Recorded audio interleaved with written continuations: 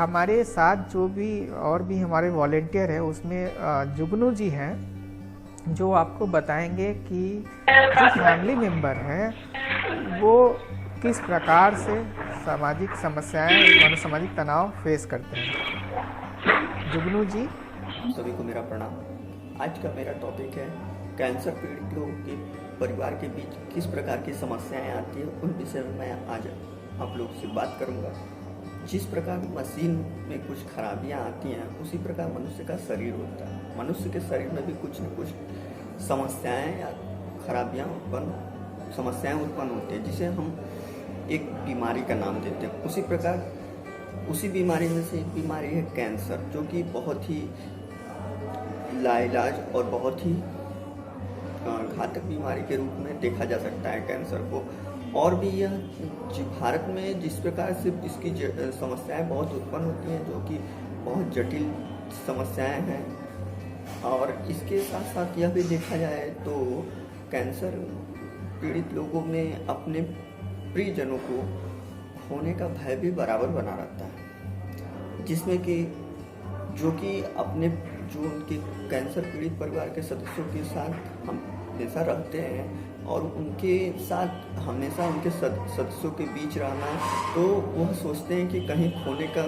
डर न बन जाए और कैंसर पीड़ित सदस्यों को कि कैंसर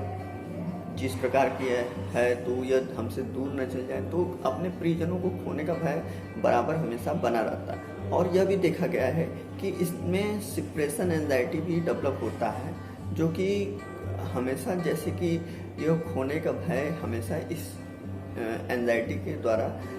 कि खो न दिया जाए, यह समस्याएं बनी रहती हैं। और इसके साथ साथ यह भी देखा जाता है कि जो समस्याएं उत्पन्न होती हैं उनमें परिवार के सदस्यों के बीच PTSD की समस्या भी उत्पन्न होती है, जो कि पोस्ट ट्रॉमेटिक स्ट्रेस डिसऑर्डर जिसे हम कहते हैं। और यह समस्याएं इस प्रकार उत्पन्न होती हैं, जो कि इसे देखा जाए तो यह समस्याएं अगर पेरेंट्स हों और कैंसर पीड़ित सदस्य हो या उनके परिवार के सदस्य, तो उनके बीच यह समस्याएं PTSD की समस्याएं कब आती हैं, जब यह उनके सामने यह घटनाएं घटित होती हैं और उनके करीबी हों और उन्हीं बातों को याद करते हों, तो इससे यह समस्याएं ज़्यादा डेवलप हो सकती हैं। और उन्हीं बातों को याद करके खोए खोए रहना और कभी कभी अर्धचेतन मन में चले जाना, जिससे कि यह उन्हीं बातों को याद करते हुए सोचना, जो कि यह समस्याएं एक PTSD सिम्टम्स के रूप में देखा जा सकता है। और इसके बाद बात करें तो डिप्रेशन की भी समस्याएं आ सकती हैं। और डिप्रेशन की समस्याएं इस प्रकार है कि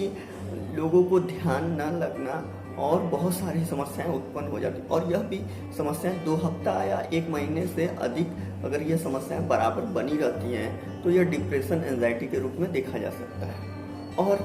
जब यह डिप्रेशन एंजाइटी, मान लीजिए अगर कैंसर पेशेंट हस्बैंड हो या वाइफ हो, तो अगर उनमें अगर हस्बैंड के डेथ हो गया हो, और या तो अगर मान लीजिए वाइफ का डेथ कर दिया हो, तो हस्बैंड भी डिप्रेशन में जा सकता है या वाइफ भी, क्योंकि वह उनसे जो लगाव पहले था, अब वो लगाव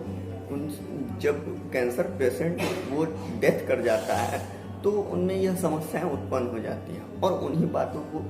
इस सेंटम्स में भी उन्हीं चीज़ों को याद करता है और उन्हीं पुरानी बातों को याद करके अवसाद में चले जाता है और किसी चीज़ में मन न लगना और बहुत सारी समस्याएं आ सकती हैं। और इसके साथ साथ डेथ एंजाइटी भी डेवलप हो सकता है। खास तौर पर डेथ एंजाइटी,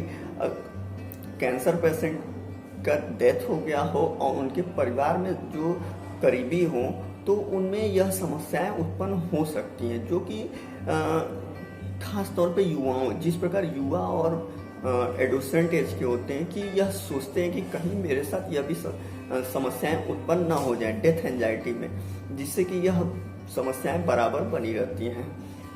कि यह भी हमारे साथ भी हो सकता है। तो यह सारी समस्याएं जो कि देखा जा सकता है डेथ एंजाइटी में। और इसके साथ साथ अगर हम देखें तो सोशल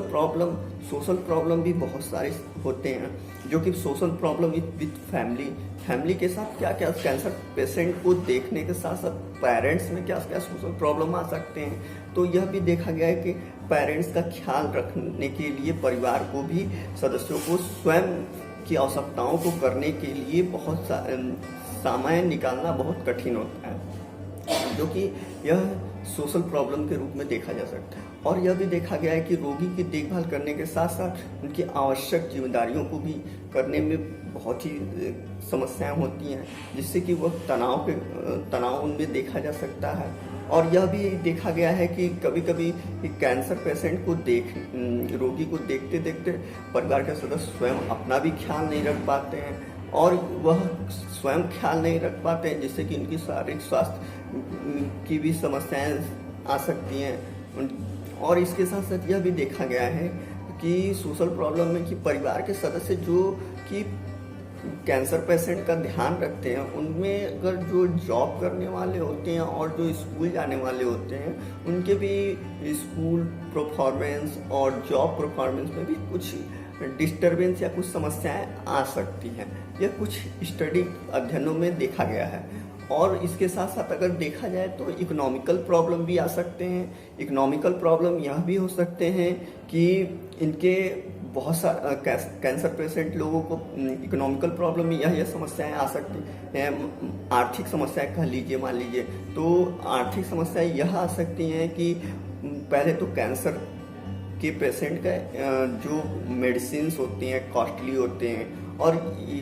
दवाइयाँ भी कॉस्टली होती हैं। और यह भी देखा जाए तो थेरेपी भी कॉस्टली होती है, जिस प्रकार की मान लीजिए रेडियोथेरेपी, कीमोथेरेपी, ये सारी चीज़ें बहुत कॉस्टली होती हैं। और इसके साथ साथ यह भी देखा जाए तो इनके साथ ही मान लीजिए अगर cancer patient head of the family को अगर कैंसर हो गया हो, तो इकोनॉमिकल वहाँ से तो जो अर्निंग का स्रोत है वो तो बंद हो जाता है, मतलब कि वो अर्निंग तो आ नहीं पाती है, तो जिससे कि वो बहुत सारी समस्याएं उत्पन्न हो जाती हैं। अगर वो रिच फैमिली का है तो मान लीजिए वो तो किसी प्रकार मैनेज कर लेता है, लेकिन मध्यम वर्गीय और निम्न वर्गीय परिवार के सदस्यों में बहुत सारी समस्याओं का सामना करते हैं, जिससे कि कभी कभी वो अपने घर और मकान को भी बेच देते हैं, जिससे कि यह समस्याएं देखने को मिलती हैं और वह पूर्णतः इलाज भी नहीं हो पाता है। और यह भी देखा गया है कि कभी कभी तो गवर्नमेंट की कुछ पॉलिसियां हैं, लेकिन उसमें पूर्ण रूप से प्रोसेस लगता है, समय जो गवर्नमेंट की पॉलिसी है उसको सुचारू रूप से आने के लिए उसमें बहुत सारे समय लगते हैं, जो कि यह भी देखा गया है कि जिससे कि बहुत सारे जो कि इसमें थोड़ा समय लगता है, जो कि गवर्नमेंट पॉलिसियों में देखा गया है। और यह भी देखा गया है कि गवर्नमेंट पॉलिसी में कि अगर किसी पेशेंट को अटेम्प्ट चाहिए मेडिसिन, दवाएं, इलाज, तो वह गवर्नमेंट पॉलिसी के थ्रू नहीं मिलती, क्योंकि उसमें थोड़ा समय लगता है, जिससे कि यह बहुत सारी समस्याएं आ सकती है। बस आज मेरा इतना ही था आप लोग के साथ। थैंक यू हेल्थ सोसाइटी और आप सभी लोग को मेरा प्रणाम।